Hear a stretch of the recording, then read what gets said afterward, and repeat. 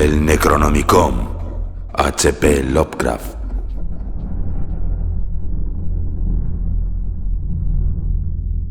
El testimonio del árabe loco. Este es el testimonio de todo lo que he visto y de todo lo que he aprendido en aquellos años en que poseí los 3 sellos de Mashu. He visto 1001 lunas y seguro que es suficiente para la vida de un hombre, aunque se asegura que los profetas vivieron mucho más. Estoy débil y enfermo y soporto un gran cansancio y agotamiento. Un suspiro mora en mi pecho como si fuera una oscura linterna. Soy viejo. Los lobos transmiten mi nombre en sus conferencias de medianoche, y esa voz sutil y tranquila me llama de lejos, y una voz mucho más próxima me gritará al oído con impía impaciencia. El peso de mi alma decidirá cuál será el lugar final de mi reposo.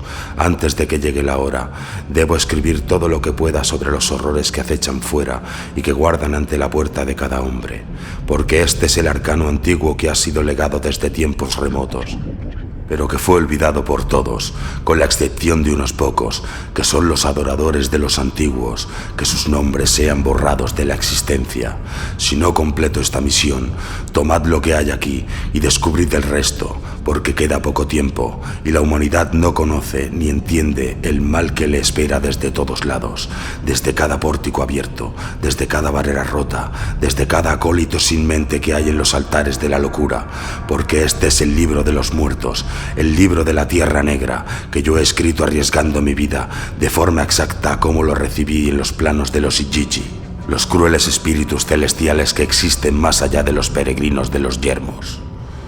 Que todos aquellos que lean este libro reciban la advertencia de que el hábitat de los hombres es observado y vigilado por la raza antigua de dioses y demonios que proceden de un tiempo anterior al tiempo y que buscan venganza por aquella batalla olvidada que tuvo lugar en alguna parte del cosmos y desgarró los mundos en los días anteriores a la creación del hombre, cuando los dioses mayores caminaban en los espacios, cuando estaba la raza Marduk, tal como la conocen los caldeos, y Enki, nuestro amo, el señor de los magos. Sabed, entonces, que yo he recorrido todas las zonas de los dioses y también los lugares de los Azonei, y que he descendido a apestosos sitios de muerte y sed eterna, que pueden alcanzarse a través del pórtico de Gansir, construido en Ur en los días anteriores a Babilonia. Sabed también que he hablado con todo tipo de espíritus y demonios, cuyos nombres ya no se conocen en las sociedades del hombre, o que nunca fueron conocidos, y los sellos de algunos están escritos aquí. Sin embargo, los de otros me los he de llevar conmigo cuando os deje. Que Anu tenga misericordia de mi alma.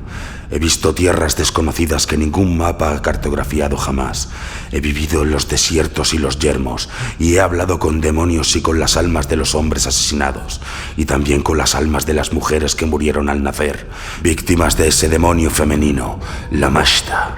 He viajado por debajo de los mares en busca del palacio de nuestro amo, y encontré monumentos de piedra y de civilizaciones derrotadas. Descifrando las escrituras de algunas de ellas, otras siguen siendo un misterio para cualquier hombre vivo, y estas civilizaciones fueron aniquiladas por el conocimiento que contiene este libro.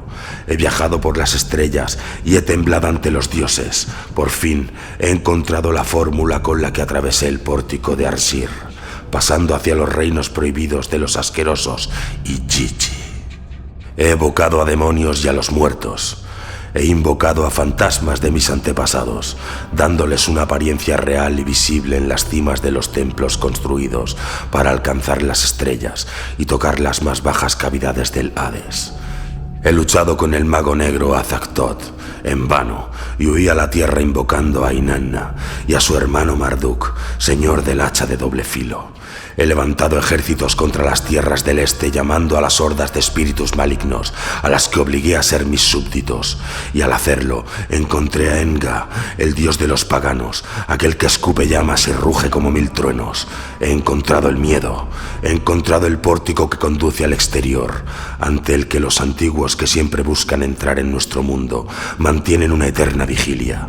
He respirado los vapores de aquella antigua, la reina del exterior, cuyo nombre está escrito en el terrible texto Magán, el testamento de alguna civilización muerta por culpa de sus sacerdotes, que anhelantes del poder abrieron ese terrible y maligno pórtico.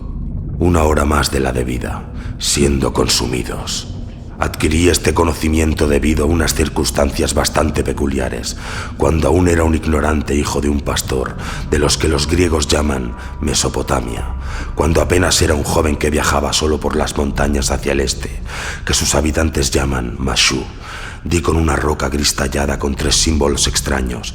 Se erguía tan alta como un hombre y tan ancha como un toro. Se hallaba firmemente emplazada en la tierra y no fui capaz de moverla. Sin pensar más en las tallas, salvo que podían ser el decreto de algún rey que había marcado alguna antigua victoria sobre un enemigo, encendí un fuego en su base, con el fin de protegerme de los lobos que vagan por aquellas regiones, y me fui a dormir, ya que era de noche, y me encontraba lejos de mi poblado, Bet Turrabia, a 3 horas del amanecer, el 19 de Shabbatu. Me despertó el ladrido de un perro, o quizá el aullido de un lobo, extrañamente sonoro y cercano. El fuego se había convertido en unas brasas, y los rojos y resplandecientes rescoldos proyectaban una débil y danzante sombra sobre el monumento de piedra, con las 3 tallas. Mientras me apresuraba a encender otra hoguera, la roca gris comenzó a elevarse despacio en el aire, como si fuera una paloma. Fui incapaz de moverme o hablar debido al miedo que paralizó mi columna vertebral e inmovilizó mi cerebro con dedos gélidos. El Dik de Azuk-Bel ya no me era más extraño que esta visión, aunque pareció fundirse entre mis manos. De inmediato oí una voz baja que procedía de cierta distancia, y un miedo distinto al de la posibilidad de que fueran unos merodeadores se apoderó de mí. Temblando, rodé hasta situarme detrás de unos arbustos. Otra voz se unió a la primera, y al rato, varios hombres vestidos con las túnicas negras de los ladrones se reunieron en el lugar donde yo había estado, rodeando la roca flotante, sin mostrar ninguna señal de pavor. Entonces, vi con claridad que las 3 tallas del monumento brillaban con una centelleante tonalidad flamígera, como si la roca estuviera ardiendo. Las figuras murmuraban al unísono una plegaria de invocación, de las que apenas se podían distinguir unas palabras, y éstas en una lengua desconocida. No obstante, y que Anu se apiade de mí, esos rituales ya no me son desconocidos. Los hombres, a los que no podía distinguir ni reconocer sus caras, empezaron a apuñalar con frenesí el aire con unos cuchillos que brillaban fríos y afilados en la noche de la montaña. De debajo de la roca flotante, del mismo suelo donde había estado emplazada, se alzó la cola de una serpiente. Sin duda era la más grande de las que yo había visto. La parte más delgada tenía el grosor del brazo de 2 hombres, y, a medida que se elevaba de la tierra, la siguió otra, aunque el fin de la primera no se distinguía y parecía hundirse en el mismo abismo. Esas extremidades fueron seguidas por otras. El terreno comenzó a sacudirse bajo la presión de tantas extremidades enormes. El cántico de los sacerdotes, porque ya sabía que eran los sirvientes de un poder oculto, se hizo mucho más sonoro, casi histérico. Zi azak, zi azkak, ya katolo ziku, ya. El lugar donde me ocultaba se humedeció con una sustancia, ya que me encontraba en camino descendente al de la escena que contemplaba. Toqué el líquido y descubrí que se trataba de sangre. Dominado por el horror, lancé un grito y delaté mi presencia a los sacerdotes. Se volvieron hacia mí, y con repugnancia me di cuenta de que se habían cortado el pecho con las dagas que habían empleado para levantar la piedra. Todo eso con algún propósito místico que no pude adivinar, aunque ahora ya sé que la sangre es el alimento de esos espíritus, razón por la cual los campos de guerra, una vez que la batalla ha concluido, brillan con una luz antinatural. Porque es ahí donde las manifestaciones de los espíritus se alimentan. Que Anu nos proteja. Mi grito tuvo el efecto de hacer que el ritual se sumiera en el caos y el desorden. Me lancé a la carrera por el sendero de la montaña por el que había subido. Los sacerdotes emprendieron mi persecución, aunque me pareció que algunos se quedaban atrás, quizás con el fin de contemplar los ritos. Sin embargo, mientras descendía frenéticamente por las pendientes en la fría noche, con el corazón galopando en mi pecho y la cabeza desbocada, por detrás de mí escuché el sonido de rocas quebrándose y de truenos que sacudieron el mismo terreno que pisaba. Aterrado por la prisa, caí al suelo. Me incorporé y giré para enfrentarme al atacante que tuviera más cerca, a pesar de que iba desarmado. Para mi sorpresa, lo que vi no fue ningún sacerdote de un horror antiguo ni a ningún nigromante del arte prohibido, sino las túnicas negras caídas sobre la hierba y los matorrales, sin la presencia de vida o cuerpos en ellas. Con cautela me acerqué a la primera y recogiendo una rama la alcé de los matorrales espinosos. Lo único que quedaba del sacerdote era un charco de limo parecido al aceite verde. Despedía el olor de un cuerpo que se hubiera podrido bajo el sol. Ese hedor casi me hizo perder el sentido, pero estaba decidido de encontrar a los otros y averiguar si habían corrido la misma suerte. Al regresar por la pendiente, por la que solo unos momentos antes había huido con tanto pavor, topé con otro de los oscuros sacerdotes y lo encontré en condiciones idénticas al primero. Seguí andando y pasé al lado de más túnicas, aunque ya no me atreví a levantarlas. Entonces, por fin llegué hasta el monumento de roca gris que se había alzado en forma antinatural en el aire, ante el comando de los sacerdotes. Ahora había vuelto a posarse sobre el suelo, pero las tallas seguían brillando con luz supernatural. Las serpientes, o lo que en aquel momento tomé como tales, habían desaparecido, pero en las brasas muertas del fuego, ya frías y negras, había una placa de lustroso metal. La recogí y vi que estaba tallada, igual que la piedra, aunque de forma muy intrincada, de una manera que no fui capaz de comprender. No exhibía los mismos trazos que la roca, pero tuve la sensación de que casi podía leer los caracteres, aunque me fue imposible. Como si alguna vez hubiera conocido la lengua y ya la hubiera olvidado. Empezó a dolerme la cabeza como si un diablo la estuviera aporreando, y entonces un haz de luz de luna se posó sobre el amuleto de metal, porque ahora sé lo que era. Y una voz penetró en mi mente y con una sola palabra me contó los secretos de la escena de que había sido testigo. ¡Cthulhu! En ese instante, como si me lo hubieran susurrado con vehemencia en el oído, lo comprendí. Estos son los signos que había tallados en la roca gris, que era el pórtico exterior. Y este es el amuleto que sostenía en la mano y que, mientras escribo estas palabras, seguí llevando al cuello. De los 3 símbolos tallados, el primero es el signo de nuestra raza más allá de las estrellas y que, en la lengua que me enseñó a amanuense, se llama Arra, un emisario de los antiguos. En la lengua de la ciudad más antigua de Babilonia, era Ur. Es el signo de la alianza de los dioses mayores, y cuando lo vean, ellos, que nos lo dieron a nosotros, no nos olvidarán. Lo han jurado. Espíritu de los cielos, recuerda. El segundo es el signo mayor, y es la llave con la cual, al emplearse las palabras y formas adecuadas, se pueden invocar los poderes de los dioses mayores. Posee un nombre y se llama Agga. El tercero es el signo del observador, se llama Bandar. El observador es una raza enviada por los antiguos. Mantiene vigilia mientras uno duerme, siempre que se haya realizado el ritual y sacrificio apropiado. De lo contrario, si se lo invoca, se vuelve contra ti. Para que estos sellos sean efectivos, deben estar tallados en piedra y emplazados en el suelo, o en un altar de ofrendas, o llevados a la roca de las invocaciones, o grabados en el metal del dios o la diosa de uno, siempre colgando del cuello aunque oculto a la vista del profano. De estos 3, el Arra y el Agga pueden ser usados por separado, esto es, cada uno solo. Sin embargo, el Bandar jamás ha de emplearse solo, sino con uno o los 2 restantes, porque se le debe recordar al observador la alianza que ha jurado con los dioses mayores y con nuestra raza. De lo contrario, se volverá contra ti, matándote y atacando tu poblado hasta que se obtenga el socorro de los dioses mayores por medio de las lágrimas de tu pueblo y el grito desesperado de tus mujeres. ¡Cacamú! El amuleto de metal que saqué de las cenizas del fuego y que atrajo la luz de la luna es un sello potente contra cualquiera que pueda atravesar el pórtico desde el exterior, ya que al verlo se apartará de ti, con la única excepción de si capta la luz de la luna sobre su superficie, porque en los oscuros días de la luna o con el cielo nublado, poca protección puede haber contra los espíritus malignos de la tierra antigua, en caso de que rompan la barrera o que sus sirvientes de este lado les permitan la entrada. En ese caso, no se dispondrá de ningún recurso hasta que la luz de la luna brille sobre la tierra, ya que esta es la más antigua de los Sonei y es el resplandeciente símbolo de nuestro pacto. Nanna, padre de los dioses, recuerda. Por lo cual, El amuleto debe ser tallado en plata pura bajo la plena luz de la luna, de modo que ésta pueda brillar sobre sus trazos y su esencia ser atraída y capturada en el metal. Deben pronunciarse los encantamientos adecuados y realizarse los rituales prescritos tal como se transcriben en este libro.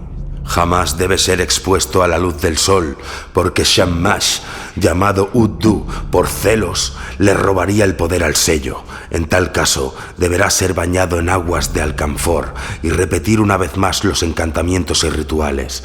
Pero, en verdad, sería mejor producir uno nuevo. Os brindo estos secretos con el dolor de mi vida, para que nunca sean revelados al profano, al desterrado o a los adoradores de la serpiente antigua, sino para que los guardéis en vuestros corazones sin contarlos jamás. Que la paz sea con vosotros. A partir de aquella fatídica noche en las montañas de Mashu, vagué por el campo en busca de la clave del conocimiento secreto que me había sido dado. Fue un peregrinar solitario y doloroso, durante el cual no me cansé ni llamé a ninguna casa o poblado mi hogar, donde habité en diversos países, a menudo en cuevas o en los desiertos aprendiendo varios idiomas, tal como le sucede al viajero, los cuales me sirvieron para relacionarme con los comerciantes, de los cuales recibí noticias y costumbres, pero mi trato fue con los poderes que residen en cada uno de esos países. Pronto llegué a comprender muchas cosas que antes ignoraba, salvo, quizá, en sueños. Los amigos de mi juventud me abandonaron y yo a ellos. Cuando llevaba 7 años alejado de mi familia, me enteré de que todos se habían suicidado por razones que nadie fue capaz de explicarme. Luego se tuvo que matar a todo su ganado por una extraña epidemia que lo azotó. Vagué como un mendigo, siendo alimentado pueblo tras pueblo según decidían sus habitantes. Aunque a menudo me tiraron piedras y amenazaron con encerrarme, en ocasiones pude convencer a algún hombre instruido de que yo era un estudioso sincero. Entonces me permitía leer los registros antiguos donde se detallaban los procedimientos de nigromancia, hechicería, magia y alquimia. Aprendí el hechizo que causa en los hombres enfermedad, plagas, ceguera, locura e incluso muerte. Aprendí las diversas clases existentes de demonios y dioses malignos y las viejas leyendas que habían sobre los antiguos. Así, fui capaz de protegerme contra el terrible Mashkim, que yace a la espera en los límites del mundo, presto para atrapar al incauto y devorar los sacrificios dispuestos en la noche y en lugares desiertos también contra la diablesa Lamashta, a quien se llama la espada que parte el cráneo, cuya sola visión produce horror y desolación, y según algunos, una muerte de naturaleza muy extraña. Con el tiempo, aprendí los nombres y propiedades de todos los demonios, diablos, espíritus malignos y monstruos apuntados en este libro de la Tierra Negra. Aprendí los poderes de los dioses astrales y cómo solicitar su ayuda en épocas de necesidad. También descubrí a los pavorosos seres que moran más allá de los espíritus astrales, que vigilan la entrada del templo del perdido, del de los días antiguos, del antiguo de los antiguos, cuyo nombre no puedo escribir aquí. En las ceremonias solitarias que realicé en las colinas, adorando con fuego y espada, con agua y daga y con la ayuda de la extraña hierba que crece en ciertas partes del Mashu, con la cual, inadvertidamente, había encendido la hoguera al lado de la roca, esa hierba que le otorga a la mente un gran poder para viajar tremendas distancias en los cielos, lo mismo que en los infiernos. Recibí las fórmulas para los amuletos y talismanes que se detallan más adelante y que le proporcionan al sacerdote un pasaje seguro entre las esferas por donde tal vez viaje en busca de la sabiduría. Pero ahora, transcurridas 1001 lunas de peregrinar, el Mashkim mordisquea mis talones, el Rabishu tira de mi pelo, la Mashta abre sus temibles fauces, Azag-Thot se regocija malignamente en su trono, Cthulhu alza la cabeza y observa a través de los velos de la hundida Balurni del abismo, y clava sus ojos en mí. Razón por la que debo apresurarme a escribir este libro en caso de que mi final llegue antes de lo que había preparado. En verdad, da la impresión de que hubiera fracasado en algunos aspectos concernientes al orden de los ritos, de las fórmulas o los sacrificios, pero ahora parece como si todas las huestes de Ereshkigal estuvieran esperando, soñando, babeando por mi partida. Ruego a los dioses que puedan salvarme y no perezca igual que el sacerdote Abdul Ben Martú en Jerusalén, que los dioses recuerden y se apiaden de él. Mi destino ya no está escrito en las estrellas, porque he roto la alianza caldea al buscar el poder de los Ronei. He pisado la luna y esta ya no ejerce poder sobre mí. Las líneas de mi vida han sido borradas por mi vagar en el yermo, encima de las letras escritas en los cielos por los dioses. Incluso ahora puedo oír a los lobos aullando en las montañas, tal como lo hicieran en aquella fatídica noche. Invocan mi nombre y los nombres de los otros. Temo por mi carne, pero todavía más por mi espíritu. Recordad siempre, en cada momento vacío, invocar a los dioses para que no os olviden, porque son desmemoriados y se encuentran muy lejos. Que vuestras fogatas brillen altas en las colinas y en los techos de los templos y en las cimas de las pirámides, para que puedan verlas y recuerden. Recordar siempre copiar cada fórmula tal como yo he escrito y no cambiar ni una sola línea o punto, nada, para que no pierda su valor o algo peor, porque una línea quebrada le proporciona los medios de entrada a aquellos del exterior. Porque una estrella rota es el pórtico de Gansir, el pórtico de la muerte, el pórtico de las sombras y las conchas. Recitad los encantamientos tal como se transcriben y prescriben aquí. Preparad los rituales sin ningún fallo y ofreced los sacrificios en los lugares y momentos adecuados. Que los dioses se apiaden de vosotros, que podáis escapar de las fauces del Mashkim y vencer el poder de los antiguos. Y que los dioses os concedan la muerte antes de que los antiguos gobiernen de nuevo la tierra. Kakamushila. El erudito audiolibros.